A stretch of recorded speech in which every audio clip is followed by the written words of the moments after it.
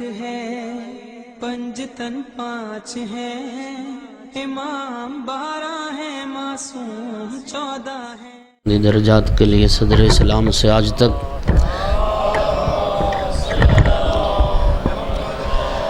راہ محبت و ولایت میں جان دینے والوں کے لیے بالخصوص وہ محبان آل رسول جو دنیا سے چلے گئے اور بعد میں ان کا کوئی فاتحہ پڑھنے والا نہیں رہا، اور بالاخص سید غضنفر علی کاظمی والد سید قاسم علی، سیدہ ارشاد فاطمہ اور مولانا غلام حسین نجفی کے مرحومین، ان سب کی بلندی درجات کے لیے ایک مرتبہ سورہ فاتحہ اور 3 بار سورہ اخلاص تلاوت فرمائیں۔ اعوذ باللہ من الشیطان الرجیم، بسم اللہ الرحمن الرحیم، الحمدللہ رب العالمین الرحمن الرحیم مالک یوم الدین، ایاک نعبد و ایاک نستعین، اہدنا الصراط المستقیم، صراط الذین انعمت علیہم غیر المغضوب علیہم ولا الضالین۔ بسم اللہ الرحمن الرحیم، قل هو اللہ احد اللہ الصمد لم یلد ولم یولد ولم یکن له کفوا احد۔ بسم اللہ الرحمن الرحیم، قل هو اللہ احد اللہ الصمد لم یلد ولم یولد ولم یکن له کفوا احد۔ بسم اللہ الرحمن الرحیم، قل هو اللہ احد اللہ الصمد لم یلد ولم یولد ولم یکن له کفوا احد۔ اللہم اغفر للمؤمنین والمؤمنات والمسلمین والمسلمات الاحیاء منہم والاموات، اللہم تابع بیننا وبینہم بالخیرات انک مجیب الدعوات انک علی کل شیء قدیر۔ کریم اللہ بحق باب الحوائج علیہم الصلاۃ والسلام، بانیان مجلس کی توفیقات خیر میں اضافہ فرما، ان کے مرحومین کے درجات بلند فرما، ان کے حوائج شرعیہ پورے فرما، جتنے عزادار تشریف فرما ہیں میرا اللہ باب الحوائج کے صدقے میں سب کی حاجات کو پورا فرما، جو مومنین مومنات بیمار ہیں انہیں شفا عطا فرما۔ ایک برادر نے خصوصیت سے التماس کی، میرا اللہ ان کی بیٹی کو سلامتی شفا نصیب فرما۔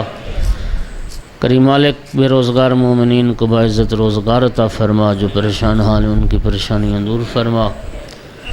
اس پورا شعب زمانے میں ہر محب علی، ہر عزادار امام حسین علیہ السلام کی مال جان عزت آبرو ناموس کی حفاظت فرما، امام عصر علیہ السلام کے ظہور میں تاجیل فرما۔ ربنا تقبل منا انک انت السمیع العلیم وتب علینا فانک انت التواب الرحیم، بجاہ محمد وآل الطاہرین، اللہم صلی علی محمد وآل محمد۔ صلوات سارے حضرات بلند آواز۔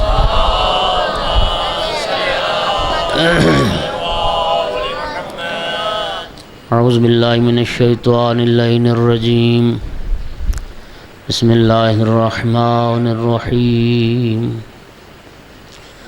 الحمدللہ رب العالمین والعاقبۃ للمتقین والجنۃ للمؤمنین والنار للمنافقین۔ الحمدللہ الذی جعلنا من المتمسکین بولایت علی بن ابی طالب و اولادہ المعصومین۔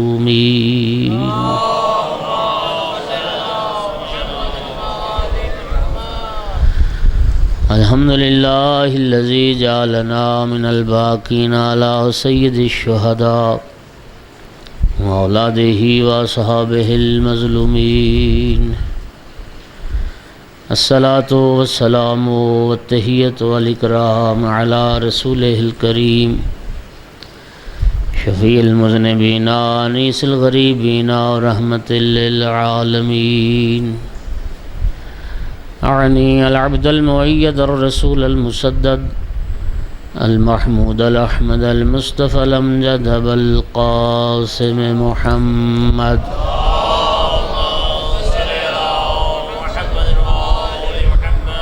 ثم الصلاۃ والسلام والتحیۃ والاکرام علی آلہ الطیبین الطاہرین المعصومين المنتجبين المنتخبين المظلومين واللعنة الدائمة على أعدائهم ملعونين من يوم عداوتهم إلى قيام يوم الدين وبعد يوم الدين. أما بعد فقال سبحانه وتعالى في كتابه المجيد: أعوذ بالله من الشيطان الرجيم، بسم الله الرحمن الرحيم.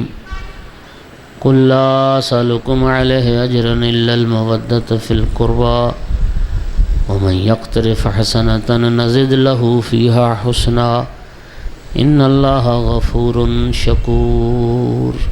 صلوات سارے حضرات.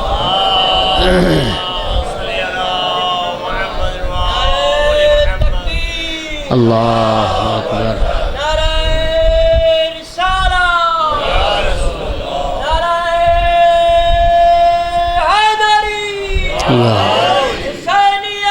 زندہ آباد زندہ آباد مرد آباد مرد آباد.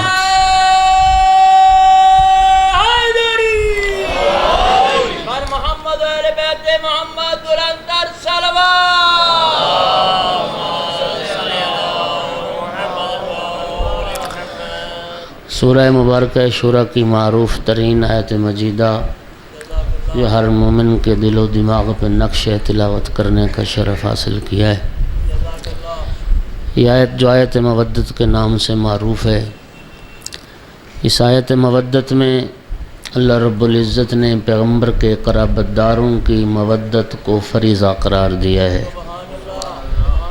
اللہ رب العزت نے پیغمبر کے قرابت داروں کی مودت کو اجر رسالت کے طور پہ طلب فرمایا ہے.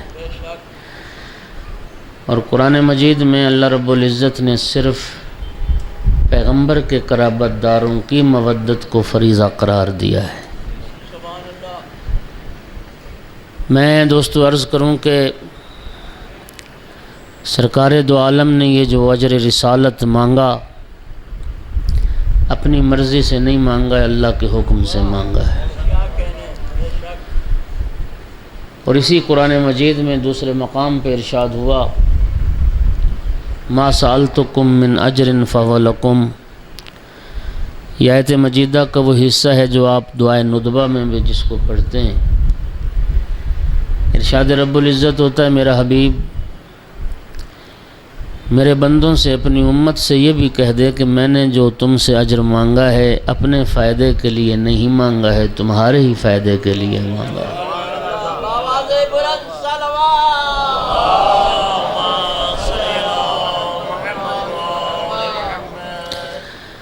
جن ہستیوں کی مودت کو خالق نے واجب قرار دیا ان ہستیوں میں سے ایک ہستی امام موسیٰ کاظم علیہ السلام کی ذات.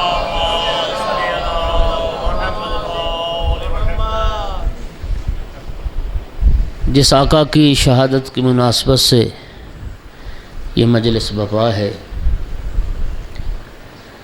میں عرض کیا کرتا ہوں کہ دنیا میں یوں تو ہر مسلمان آل رسول سے محبت کا دعویٰ کرتا ہے. دنیا میں کوئی مکتبہ فکر مسلمان ایسا نہیں ملے گا جو جرأت کر کے یہ کہے کہ مجھے آل رسول سے محبت نہیں ہے. جو یہ جرأت کرے گا وہ در حقیقت اپنے کفر کا اعلان کرے گا. لہذا دعویٰ سبھی کرتے، لیکن میں عرض کیا کرتا ہوں کہ باقی مسلمانوں میں اور آپ میں ایک فرق ہے. انہیں زبان سے کہنا پڑتا ہے کہ ہم آل رسول سے محبت کرتے ہیں، آپ کا عمل بتاتا ہے کہ آل رسول سے.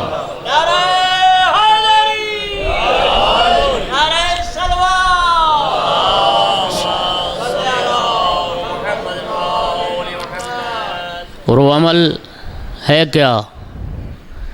آل رسول کی خوشی میں خوشی منانا اور آل رسول کے غم میں غم منانا. امام صادق علیہ السلام نے ارشاد فرمایا تھا: شیعتنا خلق من فضل طینتنا. ہمارے شیعہ ہماری فاضل طینت سے خلق ہوئے۔ فَيَفْرَحُونَ لِفَرْحِنَا وَيَحْزَنُونَ لِحُزْنِنَا، یہی وجہ ہے جب ہم خوش ہوتے ہیں ہمارے شیعہ بھی خوش ہوتے ہیں، اور جب ہم غمزدہ ہوتے ہیں ہمارے شیعہ بھی غمزدہ ہوتے ہیں۔ دعوی محبت کرنا آسان ہے، لیکن دلیل ہر کوئی فراہم نہیں کرتا۔ آج کے دن میں دعوے سے کہہ سکتا ہوں کہ مسلمانوں کو، عام مسلمانوں کو کوئی پتہ نہیں کہ کون سا دن تھا، لیکن الحمدللہ قوم شیعہ کا بچہ بھی جانتا ہے کہ آج کون سا دن ہے۔ کسی بچے سے بھی پوچھو گے پوری دنیا، پوری کائنات میں جہاں جہاں شیعیان آل رسول آباد ہیں، جہاں جہاں محبان اہل بیت آباد ہیں، وہاں وہاں فرزند زہرا امام موسیٰ کاظم علیہ السلام کی صف اعضاء بچھی ہوئی۔ ذالک فضل اللہ یؤتیہ من یشاء۔ یہ غم میں غم منانا، یہ دلیل محبت ہے، یہ دلیل مودت ہے۔ میں ایک جملہ کہہ کے آگے اپنے موضوع کی طرف بڑھوں۔ غالباً عموماً ممبروں سے مودت کو محبت کے معنی میں بیان کیا جاتا ہے، لیکن میں دوستو عرض کروں کہ محبت بھی عربی ہی زبان کا لفظ ہے۔ ایسا نہیں ہے کہ مودت کا ترجمہ محبت کیا جاتا ہے، یہ دونوں ہی عربی کے لفظ ہیں، لیکن محبت اور شے ہے، مودت اور شے ہے۔ اللہ رب العزت نے پیغمبر کے قریبیوں کی مودت کو اجر رسالت کے طور پہ طلب فرمایا۔ میں نے عرض کیا کہ مسلمان، سبھی مسلمان دعوی محبت کرتے ہیں، غیر مسلم بھی آل رسول سے محبت کرتے ہیں۔ کتنے غیر مسلم ہندو شعراء کا کلام ہے جو آپ کے ممبروں سے پڑھا جاتا ہے مدح اہل بیت میں، سکھ شعراء کا کلام پڑھا جاتا ہے۔ چونکہ ہم آشنا نہیں ہیں اور ہمارے ہاں رائج بھی نہیں ہے، ورنہ کتنے غیر مسلم عیسائی ہیں عرب شعراء جن کا کلام ہے مدح اہل بیت میں۔ لبنان کے بہت سارے عیسائی شاعر ہیں جنہوں نے آل رسول کی شان میں بہت کچھ لکھا، امیر المومنین کی شان میں بہت کچھ لکھا۔ میرے دوستوں، محبت تو غیر مسلم بھی کرتے ہیں۔ پیغمبر کے قریبیوں کی مودت کو خالق نے طلب کیا ہے۔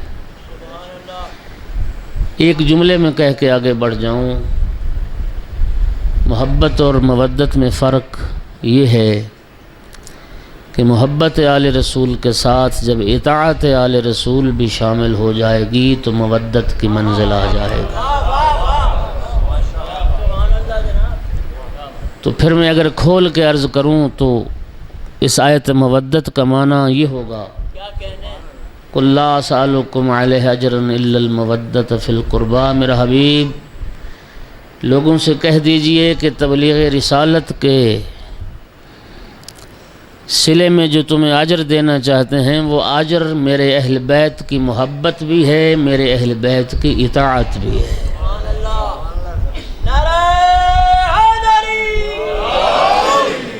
خالق نے ان ہستیوں کی محبت کو بھی فریضہ قرار دیا، ان ہستیوں کی اطاعت کو بھی فریضہ قرار دیا، اور جن ہستیوں کی محبت و مودت کو فریضہ قرار دیا ان میں سے ایک ہستی امام موسیٰ کاظم علیہ السلام،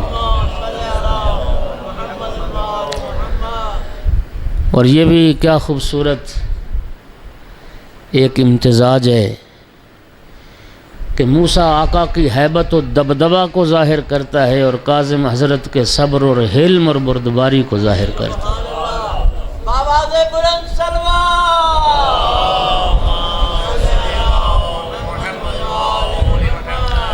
ساتھ سفر المظفر سرکار امام موسیٰ کاظم علیہ السلام کی ولادت باسعادت ہوئی مقام ابوا میں، جو مکہ اور مدینہ کے درمیان ایک مقام ہے۔ جناب کی والدہ گرامی جناب حمیدہ خاتون تھیں سلام اللہ علیہ، جو سرزمین عرب سے تعلق نہیں رکھتی تھیں، بربر یا روم کے علاقے سے تعلق رکھتی تھیں، لیکن اتنی پاک دامن بی کہ جنہیں حمیدہ مصفات کے لقب سے یاد کیا گیا۔ اللہم صلی علی محمد وعلی محمد۔ اور ابواب امام موسیٰ کاظم علیہ السلام کی ولادت باسعادت کا راز بھی یہ تھا کہ امام صادق علیہ السلام سفر حج پہ تشریف لے گئے تھے، اور کتنی اہمیت ہے آل رسول کی نگاہ میں حج کی کہ جناب حمیدہ خاتون کو ان ایام میں اپنے ساتھ حج پہ لے کے گئے ہوئے تھے۔ سفر حج سے واپسی کے دوران مقام ابوا پہ، یہ وہی مقام ہے جس مقام پہ جناب آمنہ سلام اللہ علیہا کی بھی قبر مبارک تھی، واپسی پہ سفر حج سے آتے ہوئے امام موسیٰ کاظم علیہ السلام کی ولادت باسعادت ہوئی تھی۔ اور دوستوں میں عرض کروں کہ امام صادق علیہ السلام کی اولاد تو اور بھی ہے، لیکن یہ اتنا محبوب اور اتنا پیارا بیٹا تھا امام صادق علیہ السلام کا کہ میرے آقا صادق علیہ السلام کا یہ جملہ ہے، امام ارشاد فرماتے ہیں کہ کاش موسیٰ کاظم کے علاوہ میری کوئی اولاد نہ ہوتی تاکہ میری ساری محبت اپنے بیٹے موسیٰ کاظم کے لیے خالص ہو جاتی۔ اللہم صلی علی محمد۔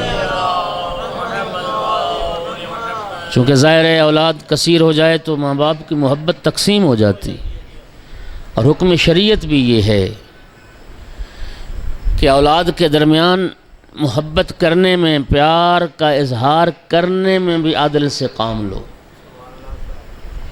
اس لیے آقا ارشاد فرماتے ہیں کہ اگر ایک بیٹے کو بوسہ دیتے ہیں، منہ چومتے ہیں، تو دوسرے کا بھی منہ چومو، مبادا وہ یہ نہ سمجھے کہ شاید میرا باپ مجھ سے اتنی محبت نہیں کرتا لیکن میرے بھائی سے اتنی محبت کرتا ہے۔ اعتدال اور عدل کو قائم نہیں رکھو گے تو ممکن ہے بھائیوں میں حسد پیدا ہو جائے، رقابت کے جذبات پیدا ہو جائیں۔ اس لیے آقا فرماتے تھے کہ کاش میری کوئی اولاد اور نہ ہوتی، میری ساری محبت میرے بیٹے موسیٰ کاظم کے لیے ہوتی۔ لیکن آقا کے مشہور القاب میں سے ایک لقب باب الحوائج۔ میں دوستو عرض کروں کہ خانوادہ اطہارت و طہارت میں اگرچہ ایک ایک فرد باب الحوائج، ایک ایک ہستی وہ ہیں جہاں سے حاجات پوری ہوتی ہیں، جہاں سے حاجت مند خالی نہیں لوٹتے، لیکن خانوادہ اطہارت و طہارت میں دو ہستیاں ایسی ہیں کہ جن کا لقب باب الحوائج بہت مشہور ہوا، جو نام کی حیثیت اختیار کر گئے۔ ایک ہستی کے پاس عہدہ امامت اور منصب امامت ہے، اور ایک ہستی کے پاس عہدہ امامت نہیں ہے، لیکن ہیں دونوں باب الحوائج۔ ایک باب الحوائج حضرت ابی الفضل العباس علمدار علیہ السلام، اور دوسری ہستی جس کا یوم شہادت منا رہے ہو امام موسیٰ کاظم علیہ السلام۔ ایک صلوات پڑھیے محمد و آل محمد کو۔ حتیٰ امام شافعی نے بھی اپنی ایک کتاب میں امام کاظم علیہ السلام کی قبر مبارک قاظمین میں جو حضرت کا مزار مبارک ہے، امام شافعی ان لفظوں سے یاد کرتا ہے کہ فرزند رسول کی یہ قبر ایک تریاق مجرب ہے جہاں سے کبھی کوئی سائل خالی نہیں لوٹا۔ میں کہتا ہوں یہ بھی ایک عجیب ایک راز ہے، ایک حکمت ہے جو پروردگار بہتر جانتا ہے۔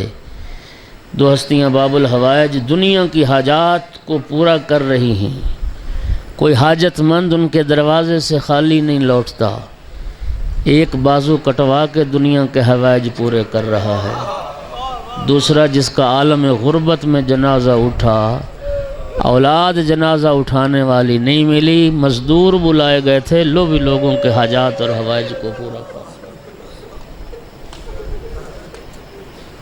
یہ بھی ایک انتظام پروردگار ہے اور مصلحت پروردگار ہے۔ امام موسیٰ کاظم علیہ السلام کی سیرت و زندگی کے حوالے سے ہمارے ممبروں پہ مصائب آقا کے زیادہ پڑھے جاتے ہیں۔ 3 سال کی عمر تھی امام موسیٰ کاظم علیہ السلام کی جب ایک شخص امام جعفر صادق علیہ السلام کے محضر میں ایک صلوات پڑھ دیں۔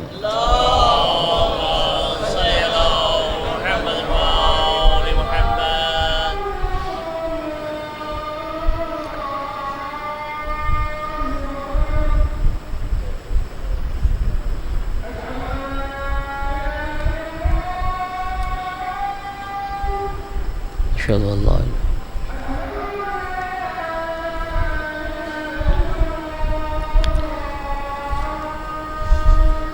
اشہد ان لا الہ الا اللہ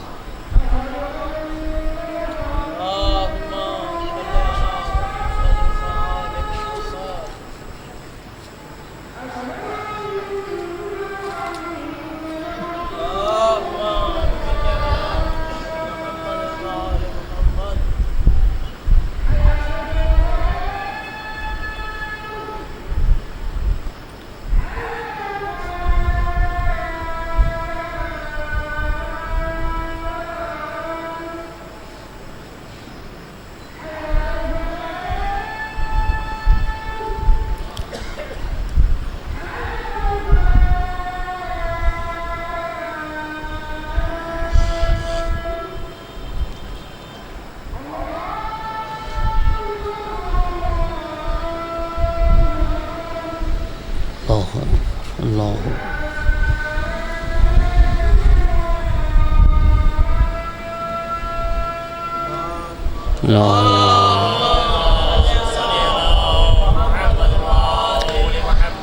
سائل آقا امام صادق علیہ السلام کی خدمت میں حاضر ہوا۔ 3 سال اس وقت عمر مبارک تھی امام موسیٰ کاظم علیہ السلام کی۔ جب سائل نے یہ سوال کیا تھا کہ فرزند رسول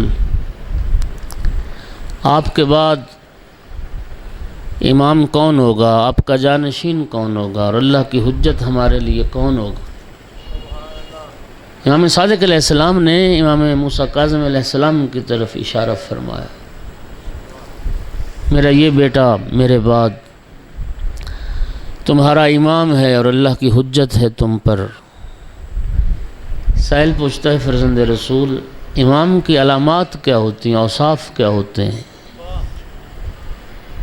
آقا نے فرمایا بہت ساری نشانیاں امام کی ہیں۔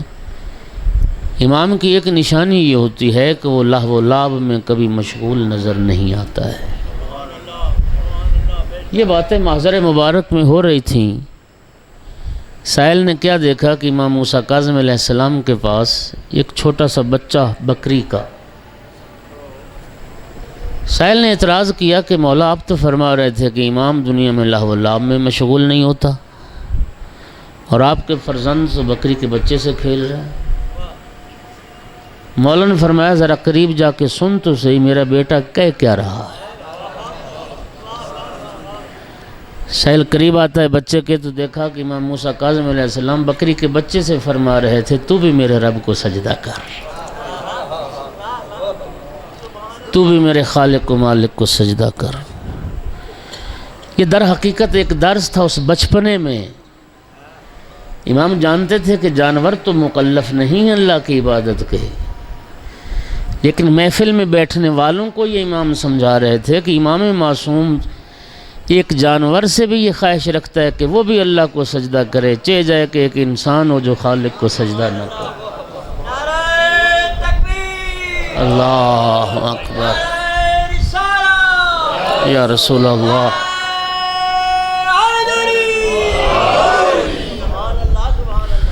بچپنے میں بہت سارے علمی مسائل حل فرمائے۔ 5 سال کی عمر مبارک تھی امام کاظم علیہ السلام کی جب نعمان ابن ثابت امام صادق علیہ السلام کے محضر میں آیا تھا اور مسئلہ جبر پہ گفتگو کرنے. آپ جانتے ہیں نا جبریون جو عقیدہ جبر رکھتے ہیں، اور عقیدہ جبر یہ ہے کہ جو کچھ انسان سے سرزد ہوتا ہے وہ اللہ کرواتا ہے. اس لیے وہ اپنے ان کے جہاں جو ایمان کی قسمیں بنی ہوئی ہیں مفصل اور مجمل، ان میں وہ دہراتے ہیں اس بات کو کہ ہر خیر بھی اللہ کی طرف سے، ہر شر بھی اللہ کی طرف سے. امام صادق علیہ السلام کے پاس مسئلہ جبر پہ گفتگو کرنے آیا. 5 سال کی عمر مبارک تھی تو امام موسیٰ کاظم علیہ السلام نے نعمان ابن ثابت سے کہا تھا کہ مسئلے کی 3 صورتیں، یا تو یہ ہے کہ انسان شر گناہ جو کرتا ہے، انسان اس گناہ کرنے میں مجبور محض ہے، وہ اللہ کروا رہا ہے، یا یہ ہے کہ وہ فعل جو شر انجام دیا جا رہا ہے اللہ اور انسان مل کے کر رہے ہیں، اور تیسری صورت یہ ہے کہ یا اس فعل کو، اس شر کو، اس گناہ کو صرف انسان اپنے ارادہ اختیار سے کر رہا ہے. میرے آقا نے فرمایا کہ 3 ہی صورتیں ہیں. اگر یہ تصور کر لیا جائے کہ انسان گناہ کرنے پر مجبور ہے اور معصیت کروانے میں خدا وہ کروا رہا ہے، تو پھر انسان کو قیامت کے دن جہنم میں ڈالنا، سزا دینا خلاف عدل ہے. اس لیے کہ جو گناہ انسان نے اپنے اختیار سے کیے ہی نہیں، اس پہ اس کو جہنم میں ڈالنا خلاف عدل. دوسری صورت کہ اگر خدا اور انسان نے مل کے یہ گناہ کیا ہے تو اس صورت میں بھی صرف انسان سزا کیوں بھگتے، یہ بھی خلاف عدل ہے. فرمایا پیچھے صرف ایک ہی صورت رہ جاتی ہے، اور وہ صرف یہ ہے کہ انسان اپنے ارادہ اور اختیار سے گناہ کرتا ہے، اس لیے اللہ کو حق پہنچتا ہے کہ وہ اس کو جہنم میں ڈال دے اپنی نافرمانی پہ سزا. ایک صلوات پڑھیے محمد و آل محمد کی ذات پہ. واہ واہ. امام علیہ السلام کا یہی بچپنے کا زمانہ تھا. امام نماز پڑھ رہے تھے، لوگ سامنے سے گزر رہے تھے، اور اسی معترض نے یہ اعتراض کر دیا کہ یہ کیسا بیٹا ہے آپ کا، لوگ گزر رہے ہیں اور ان کو پرواہ نہیں، نماز پڑھ رہے ہیں. فرمایا یہ سوال خود میرے بیٹے سے کر. توجہ چاہتا ہوں، یہ اور لوگوں کا عقیدہ ہے نا کہ ان کے ہاں کوئی آگے سے گزر جائے تو نماز پڑھنے والے کی نماز باطل ہو جاتی. امام علیہ السلام نے نماز ختم کی، معترض نے اعتراض کیا تو میرے آقا نے فرمایا ہمارا عقیدہ تو یہ، ہمارا پروردگار ہماری شہرگ سے بھی زیادہ قریب ہے. جو خدا میرے اتنے زیادہ قریب ہے اس کے درمیان میں کوئی راہ گزر آ ہی نہیں سکتا، کوئی راستہ گزرنے والا بیچ میں آ ہی نہیں سکتا. ایک صلوات پڑھیے محمد و آل محمد کو. گویا امام یہ فرما رہے تھے ہم تقرب اللہ کی اس منزل پہ فائز ہیں، ہم تقرب اللہ کی اس منزل میں فائز ہیں کہ جس کے بیچ میں کوئی ایسی جگہ ہی نہیں کہ کسی اور کو تصور کیا جا سکے، جو فاصلہ بن سکے. ایک صلوات پڑھیے محمد و آل محمد کی ذات پہ بآواز بولا. اور یہ چونکہ وقت بڑی تیزی سے گزر گیا، میں نے ابھی یہاں جا کے شیعہ میانی میں بھی پڑھنا تھا، 9 بجے کا وہاں میرا ٹائم تھا. میں انشاءاللہ کچھ جملے عرض کرتا ہوں. امام موسیٰ کاظم علیہ السلام کی سیرت اور زندگی میں یہ جملہ موجود ہے، ارباب مقاتل نے لکھا ینتقل من سجن الی سجن. امام کی زندگی کیسے گزری، ایک قید خانے سے دوسرے، دوسرے قید خانے سے تیسرے، تیسرے سے چوتھے.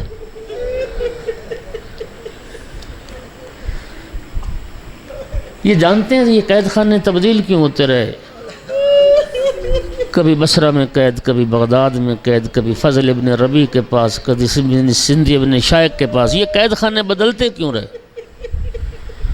ہارون کہتا تھا کہ ان پہ ظلم کیا جائے، لیکن مقتل نگاروں نے، سیرت نگاروں نے لکھا نماز فجر ادا فرماتے زندان میں، نماز فجر کی تعقیبات سے فارغ ہو کے سجدہ خالق میں سر رکھتے، نماز ظہر کے وقت سر اٹھاتے.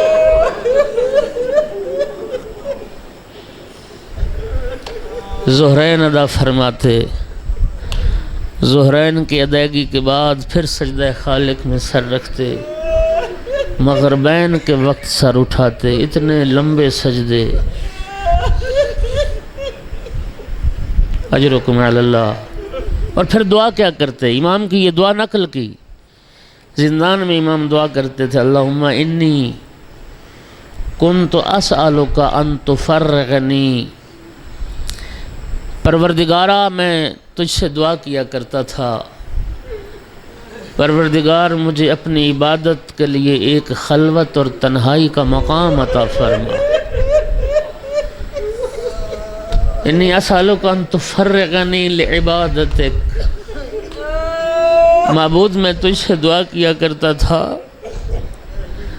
پروردگارہ اپنی عبادت کے لیے، اپنی بندگی کے لیے مجھے خلوت اور تنہائی کا مقام عطا فرما۔ میرا اللہ تیرا شکر ہے، تو نے میری دعا کو مستجاب کی، تو نے مجھے وہ خلوت و تنہائی کا مقام عطا کر دیا جہاں میں جی بھر کے تیری عبادت کر سکوں۔ اسی انداز عبادت کو دیکھ کے کوئی داروغہ زندان امام کو اپنے پاس رکھنے کو تیار نہیں تھا۔ زندان بان اور داروغہ زندان ہارون کو لکھتے تھے، ہم اس قیدی کو نہیں رکھ سکتے، اس کی عبادت اطاعت خدا ریاضت کے علاوہ ہم نے دیکھا ہی کیا ہے، تو ہمیں ظلم کرنے کا کہتا ہے، ہمیں خطرہ لاحق ہوتا ہے کہیں ہم پہ عذاب نازل نہ ہو جائے۔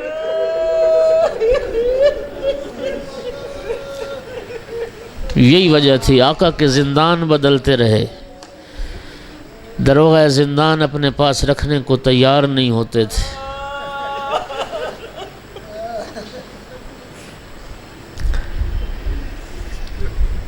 بغداد میں ایک زمانہ نظر بندی کا بھی گزرا آقا کی۔ آقا کی سیرت میں ہمارے لیے درس کیا، ہمارے لیے ہادی امام رہبر رہنما بن کے آئے۔ بغداد کے اس نظر بندی کے زمانے میں میرے آقا ایک دروازے سے گزرے، گھر کے اندر سے گانے بجانے کی اور موسیقی کی آوازیں آ رہی تھی، راگ و رنگ کی شباب و شراب کی محفل سجی ہوئی تھی۔ جب اس دروازے پہ امام پہنچے تو گھر کی کنیز کسی کام کے لیے باہر نکلی۔ میرے آقا نے اس کنیز سے پوچھا کہ یہ بتا، تیرا جو مالک ہے، جو آقا ہے، آزاد ہے یا بندہ ہے؟ غلام ہے، بندہ ہے؟ کہنے لگی میرا مالک آقا وہ کسی کا غلام اور بندہ کیوں ہوگا، وہ آزاد ہے۔ میرے آقا نے فرمایا سچ کہتی ہے، وہ آزاد ہے، اگر بندہ ہوتا تو پھر اس کی بندگی کرتا، نافرمانی تو نہ کرتا۔ بس یہ جملے فرما کے امام آگے بڑھ گئے، کنیز گھر گئی، مالک کا نام تاریخ نے بشر لکھا۔ بشر نے پوچھا کس سے باتیں کر رہی تھی؟ کہتی اس طرح کی کوئی شخصیت تھی، تیرے بارے پوچھا تھا کہ تیرا جو آقا ہے وہ آزاد ہے یا بندہ؟ تو نے کیا کہا؟ میں نے کہا وہ آزاد ہے۔ انہوں نے کیا کہا؟ کہنے لگی انہوں نے فرمایا کہ سچ کہتی، آزاد ہے، کسی کا بندہ ہوتا تو پھر اس کی بندگی کرتا، نافرمانی تو نہ کرتا۔ اس جملے نے اتنا اثر کیا اس بشر کے دل پر، ننگے پاؤں اس وقت بیٹھا تھا، اٹھا، اس نے وہ موسیقی کی محفل کو چھوڑا اور شراب و شباب کی اس محفل کو چھوڑا اور ننگے پاؤں دوڑتا ہوا امام موسیٰ کاظم علیہ السلام کے قدموں پہ آ کے گرا، عرض کرتا ہے فرزند رسول، میں آپ کے سامنے اللہ کی بارگاہ میں توبہ کرتا ہوں، آپ میرے لیے دعا فرمائے، میں آپ سے وعدہ کرتا ہوں آئندہ کے بعد میں آزاد نہیں رہوں گا، میں اس کا بندہ بن کے رہوں۔ سچی توبہ کی، آقا نے اس کے لیے دعا فرمائی، اللہم اغفر ذنبہ وطاہر قلبہ، میرا اللہ اس کے گناہ بھی معاف کر دے، اس کے دل کو پاک و پاکیزہ کر دے، اس کے دل کو منور کر دے۔ ننگے پاؤں تھا جب توبہ قبول ہوئی، جب توبہ کی پھر ساری زندگی بشر نے جوتا نہیں پہنا، ننگے پاؤں چلتا تھا۔ اس لیے حافی کہتے عربی میں ننگے پاؤں چلنے والے کو۔ لوگ کہتے تھے بشر جوتا کیوں نہیں پہنتا، اتنا صاحب حکمت و دانا ہو گیا تھا، کہتا تھا قرآن مجید میں اللہ رب العزت نے زمین کو اپنا فرش قرار دیا ہے، میں کون ہوتا ہوں اللہ کے فرش پہ جوتے پہن کے چلنے والا۔ ایسی سچی توبہ کی کہ پھر تائب آل محمد کے لقب سے معروف ہوا، اور پھر یہ مقام تھا اس تائب آل محمد کا بغداد کے جن گلی کوچوں سے بشر حافی کا گزر ہوتا تھا، ان گلی کوچوں میں جانور گوبر نہیں کرتے تھے۔ بشر کے احترام میں لوگوں کو بشر کی موت کا اس وقت پتہ چلا جب گلی میں گوبر نظر آیا کہ آج وہ دنیا سے چلا گیا جس کا احترام ہوا تھا، جانور جس کا احترام کیا کرتے تھے۔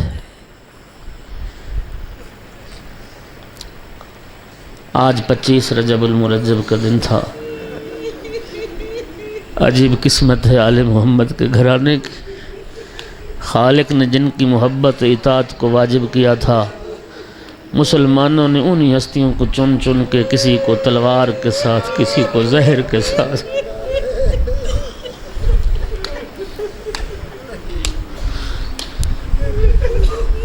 ینتقل من سجن الی سجن، ایک زندان سے دوسرے زندان، ایک قید خانے سے دوسرے قید خانے میں۔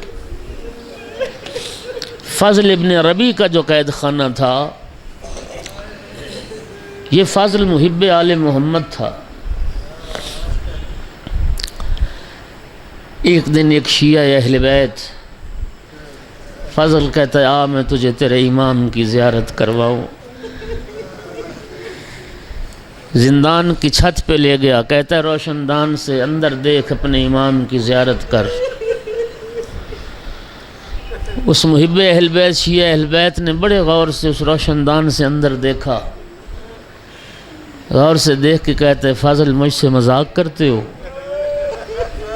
مجھے تو اندر ایک چادر نظر آتی ہے، ایک سفید کپڑا پڑا نظر آتا ہے اور کچھ نہیں۔ فرمایا میں مذاق نہیں کرتا، یہ جو تجھے کپڑا نظر آ رہا ہے نا، یہی تیرا امام موسیٰ کاظم ہے۔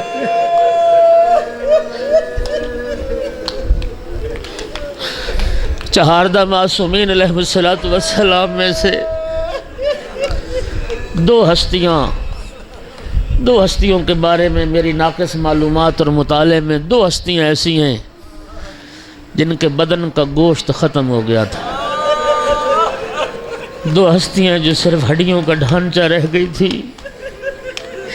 روایات میں جن کے لیے تعبیر استعمال ہوئی ہے، سارت کل خیال، اس طرح سے وجود مبارک ہو گیا تھا جیسے ایک خیال ہو۔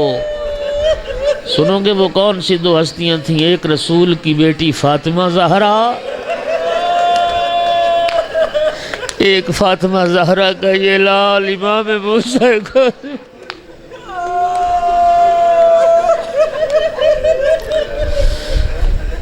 امام کے زیارت نامے میں یہ جملہ السلام علیک ایھا المعذب فی کار السجون،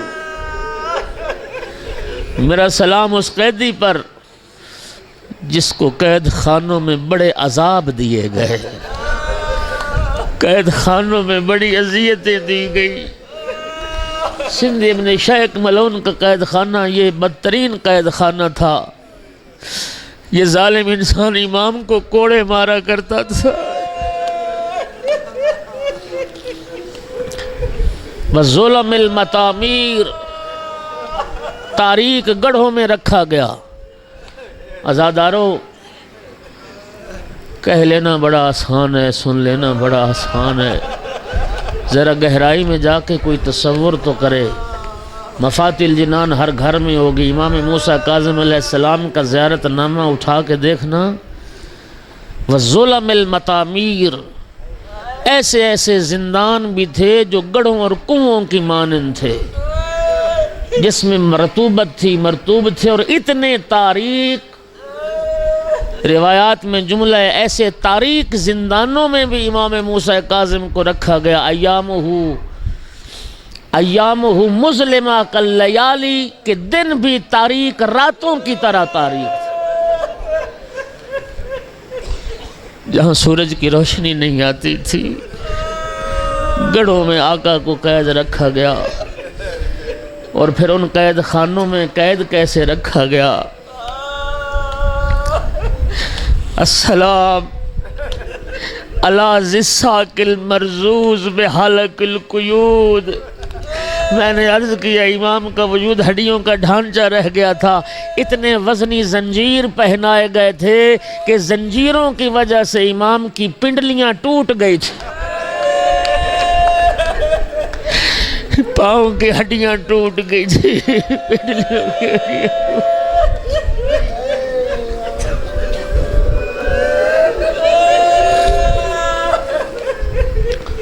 اجرکم علی اللہ، اجرکم علی اللہ۔ عزادارو، زہر ملے انگور آقا کے سامنے پیش کیے گئے، امام نے ایک دانہ تناول فرمایا، اٹھے۔ ہارون کہتا ہے فرزند رسول اس سے اچھے انگور دنیا میں نہیں، فرمایا اس سے اچھے انگور اللہ نے جنت میں پیدا کیے ہیں۔ کہاں جاتے ہیں؟ فرزند رسول فرماتے ہیں جہاں تم بھیجنا چاہتا ہے میں وہیں جا رہا ہوں۔ اجرکم علی اللہ۔ زہر آلود انگور، میں نے ایک روایت میں پڑھا، اس محفل میں ہارون کا ایک بڑا قیمتی کتا تھا، میرے آقا نے ایک دانہ اٹھا کے اس کے سامنے بھی پھینکا تھا، کتا زہر کثرت سے تڑپ تڑپ کے مر گیا، ہارون کو کتے کا افسوس رہا۔ فرزند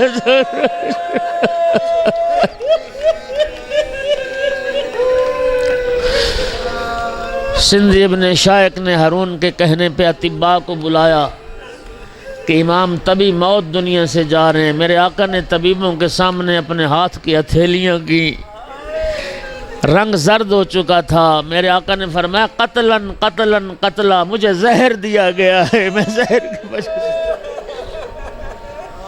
اجرکم علی اللہ۔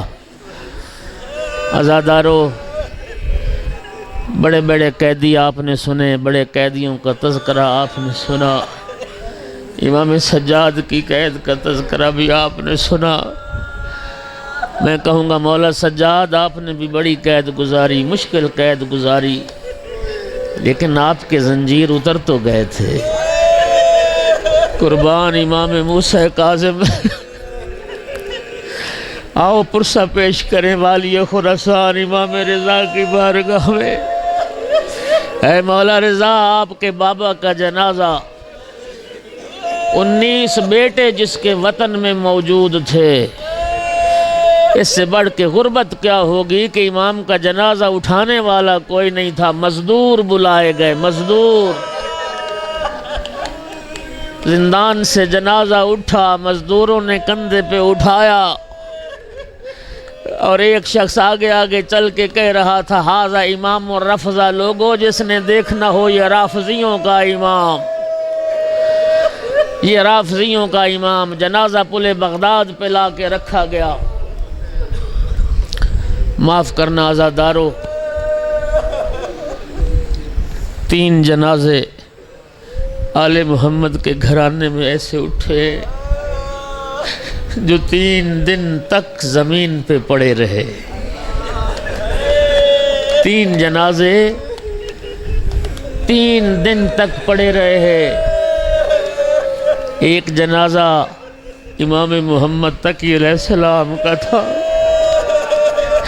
جو 3 دن تک دھوپ پہ پڑا رہا، پرندے آئے تھے، کبوتر آئے تھے جنہوں نے پروں سے سایہ بنایا تھا۔ دوسرا جنازہ امام موسیٰ کاظم علیہ السلام کا جو پل بغداد پہ پڑا رہا۔ تیسرے دن ہارون کے چچا زاد بھائی نے وہ جنازہ لیا تھا، امام کو غسل دیا گیا، قیمتی کفن پہنایا گیا 2500 دینار کا جس پہ مکمل قرآن تحریر تھا۔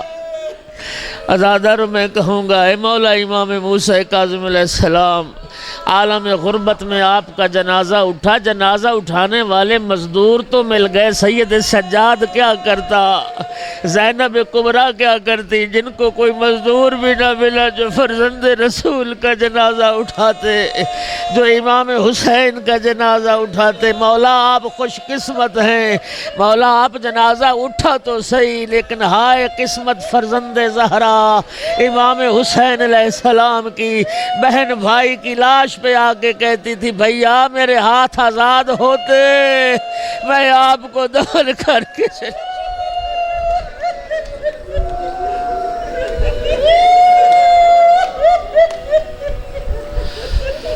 الا لعنت اللہ علی القوم الظالمین وسيعلم الذین ظلموا أي منقلب ينقلبون۔ کریم اللہ بحق محمد و آل محمد علیہ السلام ذکر کا ثواب بانیان کے مرحومین کے نام اعمال میں درج فرما، کریم اللہ کاظمی صاحبان کے نام اعمال میں درج فرما، مولانا غلام حسین صاحب کے مرحومین کے نام اعمال میں درج فرما، باب الحوائج کے صدقے میں کریم اللہ سب کی حاجات کو پورا فرما، سوائے غم آل محمد دنیا کے کسی غم میں مبتلا نہ فرما۔